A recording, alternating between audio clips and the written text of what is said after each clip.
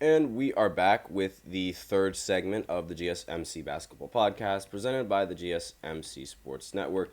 And in this third segment, I'm going to be talking about the Miami Heat as well as Jimmy Butler and the situation that's going on over there in Miami because it's not looking pretty. For If you're a Miami Heat fan, it's not looking good for you because I know Miami Heat fans, they all love Jimmy Butler. They all love Jimmy Butler in the postseason for whatever reason. I personally think playoff Jimmy is slightly overrated, slightly, just a little bit, because they just put him on this pedestal every single time in the postseason, and I don't understand why. It's just me though, but there is a lot of tension brewing between Jimmy Butler and the Miami Heat, and I honestly think that this tension has started since Jimmy Butler posted that video when he said if I was playing in the series against the Boston Celtics, we would have won. If I was playing against the this yada yada yada, you know what I'm saying. Like, he was gloating on the internet. He was trolling, I guess you could say. And Pat Riley, he didn't like the type of attitude that Jimmy was displaying. In fact, he even said, like, just if you're not on the court, if you're not playing, then just don't talk. And those were Pat Riley's opinions on Jimmy Butler's actions, and I believe that ever since then, there's been a little bit of a tension between Jimmy and the rest of the organization. Because let's face it, I don't like that action either. I genuinely don't like what Jimmy had to say because there is no telling how the team would have played in the postseason if Jimmy was on the team. There is no telling whether or not the Miami Heat were going to win. He is just gloating. He is just talking.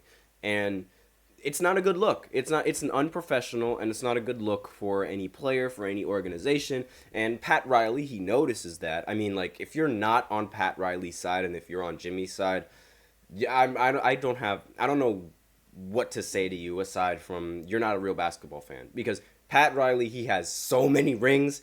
Like, he knows what he's talking about. He knows exactly what he's talking about. And if you're siding with Jimmy, the guy that hasn't won a single championship ring, I don't know what to say to you. But that's just me, though. You guys can side with whoever you want. Let me know in the comments, who do you agree with? Do you agree with Pat Riley and, making those comments, if you're not playing, don't talk? Or are you on the side of Jimmy, where you can chat even though you're not playing in the entire postseason? But aside from that, there is a lot of tension brewing between the Miami Heat and the star player, according to Shams, an NBA insider. He gets a lot of insider news, and a recent report indicates that that Jimmy Butler is considering exploring free agency in 2025, potentially ending his tenure with the Miami Heat. Now, there was also a report saying that Jimmy Butler, I believe it was maybe 2 weeks ago or over 3 weeks ago. I completely forget, but I do have a section of that on my podcast. So if you guys are interested in listening into that report a little bit more in depth, go ahead and check that out on the basketball playlist. But there were reports, and there was an insider that said Jimmy will get traded. Like, it was without a doubt, he's definitely going to get traded. So, according to NBA insider Shams, Butler intends to play out the upcoming season under his current contract with Miami, but has no plans to sign an extension before hitting free agency.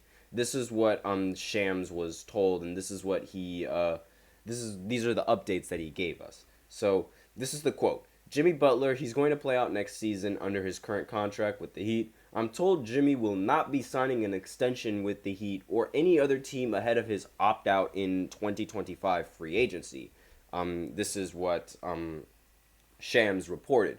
And Shams is known for his accurate reports.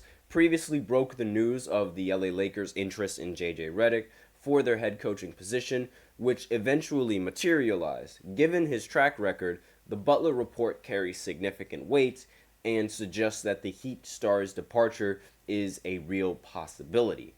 Now, this is obviously I'm reading this coming in from an article. If Butler opts out of his 2025 and of his 2025 player option, the 2023-2024 season could be the last time Heat fans are going to witness the dominance that he displays on the court. Last season, he averaged 20 points, 5 rebounds, 5 assists in 60 games showcasing his all-around talent and leadership. Now, Brian Windhorst suggests Jimmy Butler's commitment to Heat amid free agency buzz. Jimmy has been a cornerstone for the Heat despite not playing more than 64 games in a single season since joining the team. Butler recently digested a hot take from Derek White's father, led the Heat to the conference finals in 2 of the past 3 seasons. Sham's report was surprising, and during an appearance on the Pat McAfee show, Windhorst suggested that Butler plans to stay with the Heat despite ongoing trade rumors. So maybe, those trades and maybe the thought that Jimmy Butler will get traded is just smoke and mirrors. So but this is the quote that we have. From what I understand, Jimmy Butler is going to plan to be back in with the Miami Heat next year, and even if there's no extension, he's going to focus on next season. So yeah, that seems to be the little situation going around with Jimmy Butler. And obviously, I chose this emo pick because, it seems like everything is going out of balance with Miami. And let me know in the comments if you guys are Miami fans, if you guys aren't Miami fans. I mean, Bam Adebayo, he recently signed an extension, so it seems like if Jimmy Butler isn't going to be the number one option on the team for after this next upcoming season, then Bam is really going to be the leader of the team and the star option. But Jimmy, he's been known to really want out of certain teams in certain situations, and he's been a part of so many different organizations over the last few years. So before he was on the Miami Heat, he was on the 76ers for 1 year, and he was this close to making it to the Eastern Conference Finals and arguably really close to winning the NBA Finals because they lost to the eventual champion Toronto Raptors. This was all the way back in 2019 when Kawhi Leonard, he hit that game-winning shot that bounced on the rim 4 times. That was just unlucky. And then after that, he decided to go to the Miami Heat. But even before that, he was on the Minnesota Timberwolves, and he was arguably, the best player on the Timberwolves. And, it's kind of now the Timberwolves, they're a really good team. But when Jimmy was on the team, that was the first time that the Timberwolves were actually legitimately good. But they ultimately ended up trading him because Jimmy wasn't happy with his teammates, wasn't happy with the situation that he was in. He was incredibly, he was honestly, like, when he was on the Timberwolves, he was a little bit full of himself. I mean, there are quotes from him on the Timberwolves saying, "You effing need me." And obviously, there was that legendary moment where he took the entire third string and beat the starting lineup. Like, that is incredible. Taking the third string and beating the starting lineup with the third string. That's obviously pathetic if you were part of the starting lineup. But as Jimmy Butler, that sort of gives him, like, that swagger and that respect that a lot of fans give him. Like, dog. Whenever you see Jimmy Butler, everyone thinks dog. That's essentially what that did for him. And that ultimately forced his way out of being traded, apart from his little his attitude. That's one thing that I genuinely didn't like about Jimmy Butler when he was on the Timberwolves, like his attitude and him desperately wanting to get traded. Like, he was just talking all the smack about the organization and just being, I don't know, like in my opinion, a little bit immature. And obviously, that's how a lot of these players are supposed to force their way out of situations that they don't like. But I really feel like there's, like, much more professional, a better way of taking that action as opposed to just, complaining 24/7. That is just me, and that is just what I saw, however. Ultimately, it ended up working out for him, so I guess I can't really say much, but yeah.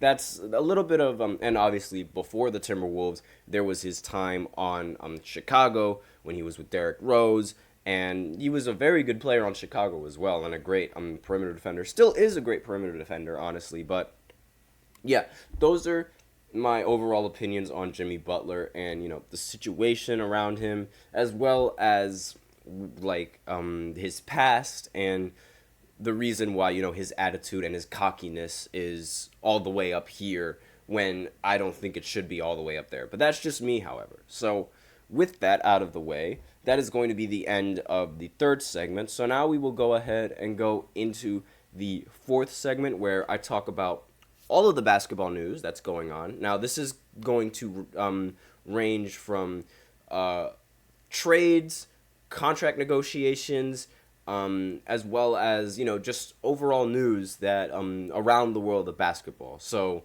it's going to be an accumulation of a lot of things, because I genuinely don't think I can talk about each specific one in just one segment, but I also don't think that, I can't leave every single one of them out. So I'm going to crumple all of that up into one segment and talk about all of the things that are going on in the basketball world. So I will be right back after this short break. Be sure to stay tuned.